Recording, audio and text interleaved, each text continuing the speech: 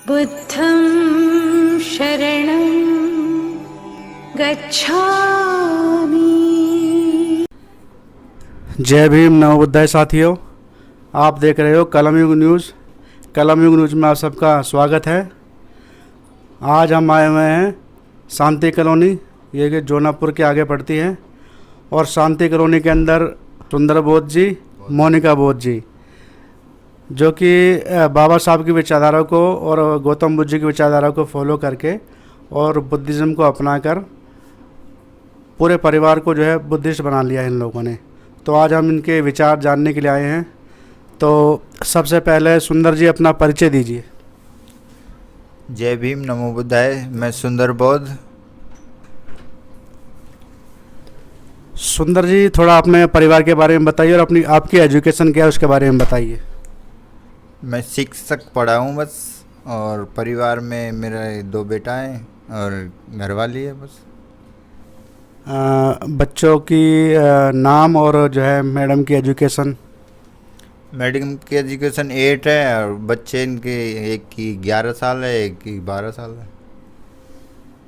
तो ये जो आपने परिवर्तन किया है, पहले आप जो है सनातनी व्यवस्था में थे, आप जो है बुद्धिज़्म व्यवस्था में आ गए, तो ये परिवर्तन आपने किस समय किया था? इसको हो गए 2 साल 1.5 साल हो गए, 1.5 साल से ज़्यादा ही हो गया। मैं तो ज़्यादातर यूट्यूब 6 बजे के बाद यूट्यूब देखा था, सोशल मीडिया। बच्चे बोलते थे कि क्या फ़ोन में लगे रहते हो। मैंने कि फ़ोन में नहीं, मैं बाबा साहब की विचारधारा देख रहा हूँ और कुछ नहीं देख रहा हूँ। जो ये परिवर्तन किया आपने, तो ये कोई घटना या कोई किताब, तो किस वजह से आपकी ये परिवर्तन आपके अंदर हुआ? सोशल मीडिया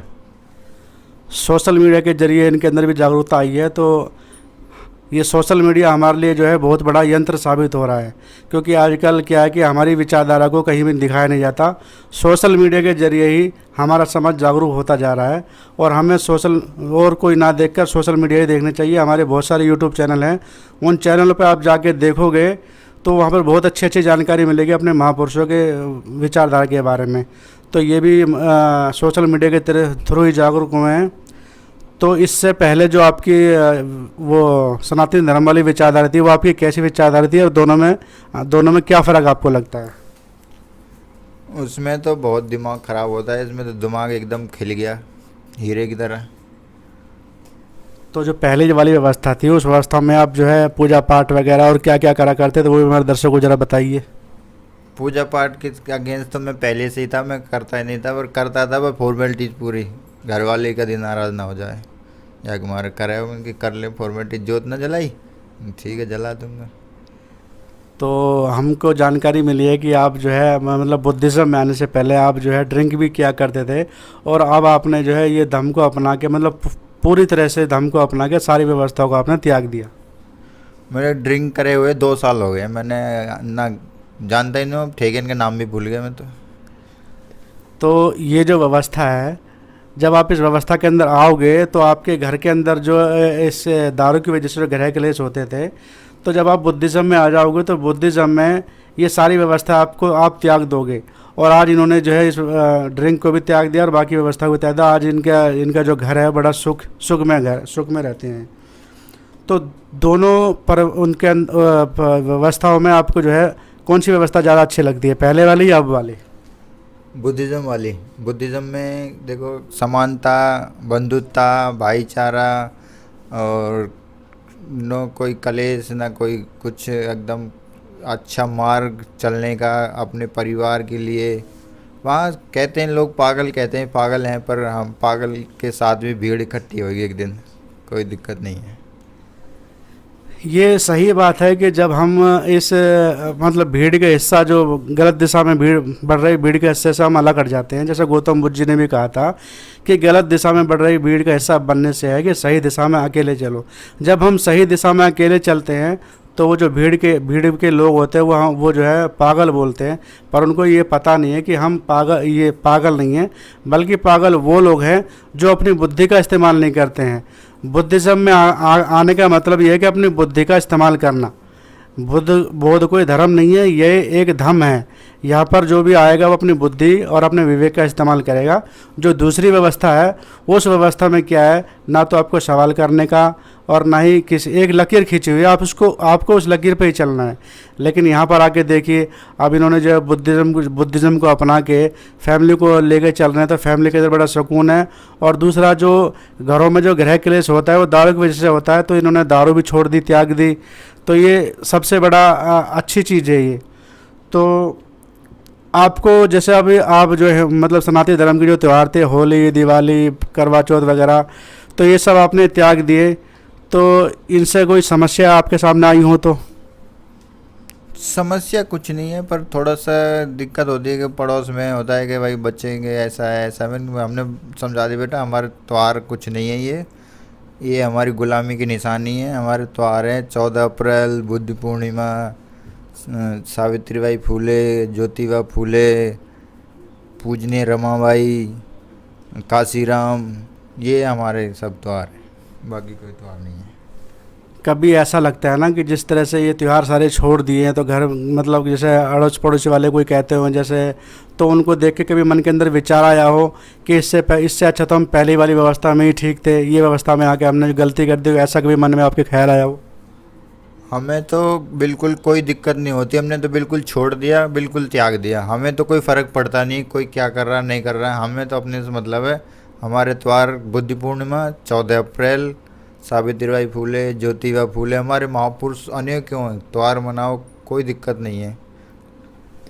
परिवार वालों का आपका समर्थन कैसा रहा? परिवार वालों के बारे में थोड़ा बताइए। परिवार वाले तो पागल कह रहे हैं अभी, मैंने तो अंदर पागल हो गया है, ये तो पता नहीं कहाँ जावे है और किसने पढ़ा दिया है या को। मैंने कि ठीक है पढ़ा दिया है तो हम बालक ने पढ़ा लेंगे जब करेंगे बात। फिर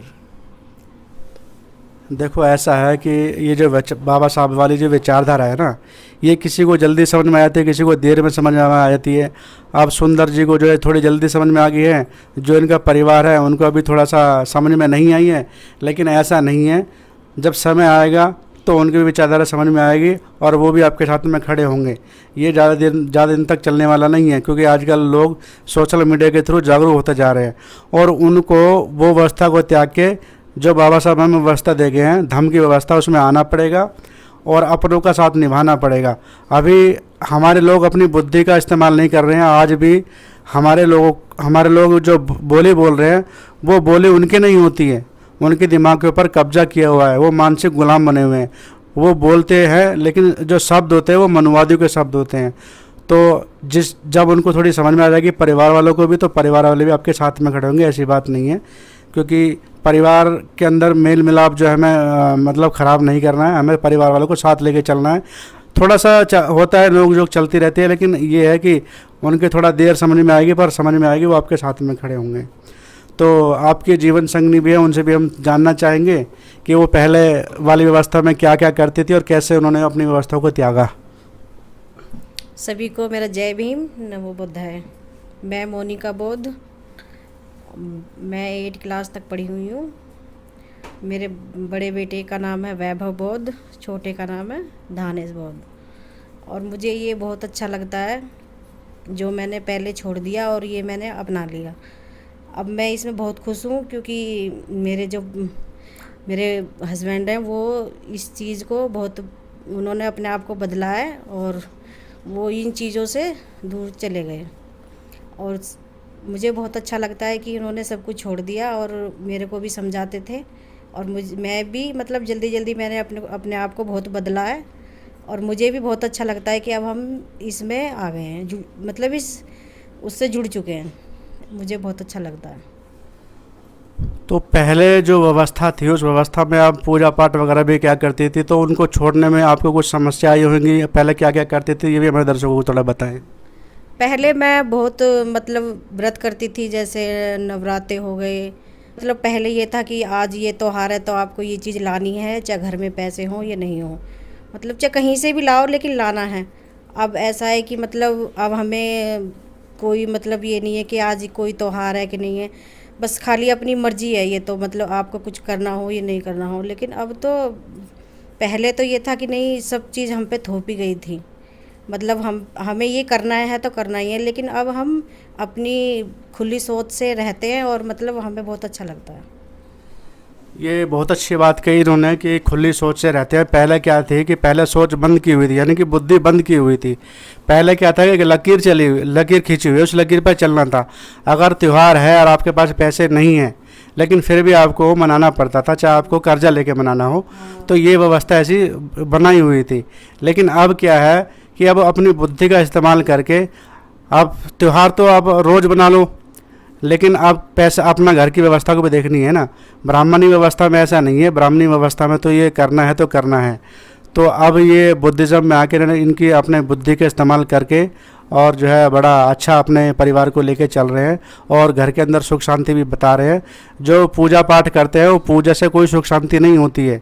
पूजा का मतलब जो होता है वो होता है कि पूर्ण जानकारी। जब आपको किसी भी चीज़ की पूर्ण जानकारी हो तभी आपको पूजना चाहिए, अन्यथा नहीं पूजना चाहिए। और जानकारी हमारे समाज में किसी को है नहीं, वो बिना मतलब कि बस पूजे जा रहे हैं, क्योंकि उस व्यवस्था में सवाल जवाब करने का नहीं है और परंपरा के नाम पर ढोते जा रहे हैं कि भाई ये हमारे बड़े बुड्ढे करते थे तो ऐसा चलता आ रहा है। अगर उनसे सवाल पूछो तो जवाब किसी के पास भी नहीं, बस यही कहते हैं कि ये तो चलता आ रहा है, हमारे बड़े बुड्ढे करते थे। अगर चलने की बात है, अगर ये चलता आ रहा है तो पहले हमारे बड़े बुजुर्गों के साथ में इतने अत्याचार होता था, उनको मकान भी नहीं था, कपड़े पहनने तक के लिए नहीं थे, पानी पीने का अधिकार नहीं था, तो वो भी तो चलता रहा। जब वो व्यवस्था आपने त्याग दी है तो इस व्यवस्था को आपको त्यागना पड़ेगा। जब हम ये नहीं कह रहे कि आप हमारी बात मानो, ये जो महापुरुषों की बातें हैं उनको मानो और उनको पढ़ो। जब तक आप उनको महापुरुषों को पढ़ोगे नहीं, उनको जानोगे नहीं, तब तक आप बदलाव नहीं कर सकते। तो हमारे दर्शकों के लिए कोई संदेश दीजिए कि किस तरह से वो अपने आप को चेंज करके और जो है इस व्यवस्था में लाए। देखो, बुद्ध ने भी बोला था इंसान अपने आप को जैसा बनाना चाहता है बन सकता है। वो उसके ऊपर डिपेंड करता है, दूसरे से क्या लेने देना है कि मैंने क्या करना नहीं करना। बुद्ध ने भी बोला था इंसान जो चाहे वो बन सकता है। अच्छा आदमी, बुरा आदमी, दो ही चीज़ होती है बस। ये बहुत अच्छी बात है कि आदमी के अपने ऊपर बात होती है कि उसको अच्छा बनना है या बुरा बनना है, क्योंकि अच्छा बुरा कोई नहीं होता। अच्छा बुरा आदमी का जो है ज़मीर है वो बनाता है। अगर वो व्यक्ति अगर अच्छी राह पे चलेगा तो वो अच्छा बनेगा, गलत राह पे चलेगा तो गलत बनेगा। तो आप लोगों ने हमारे चैनल पर आके अपने वक्तव्य रखे, आप लोगों का बहुत बहुत धन्यवाद, साधुवाद। जय भीम, नमो बुद्धाय। जय भीम, नमो बुद्धाय। जय भीम, नमो बुद्धाय।